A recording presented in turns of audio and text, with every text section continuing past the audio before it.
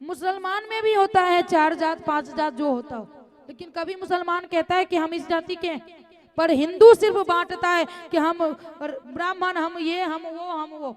इसके लिए जब 4 चूल्हा जलती है ना, उस घर में बचत नहीं होती। कैसे होगी? 4 चूल्हा जल रही है। तो आज हम लड़ते हैं क्यों? अपने आप से लड़ते हैं। किसी की अगर हम एक रहें तो किसी दूसरे की हिम्मत है कि आके हमसे लड़ ले, क्योंकि हम एक हैं। तो हम ही एक नहीं है, हम अपने आप में लड़ते हैं तो बाहर वाले फायदा उठाते हैं। इसलिए कभी मन में ये नहीं होना चाहिए कि हम शूद्र हैं, हम ब्राह्मण हैं, हम ये हैं, हम वो हैं। हम जो भी हैं, जितने हैं, हम सब भगवान के संतान। और भगवान अपनी माँ से पूछना कि जिसके बच्चे विकलांग होते हैं ना, माँ उससे भी प्रेम करती है, और जो अच्छे रहते हैं उससे भी प्रेम करती है, क्योंकि माँ के नजर में सब एक समान।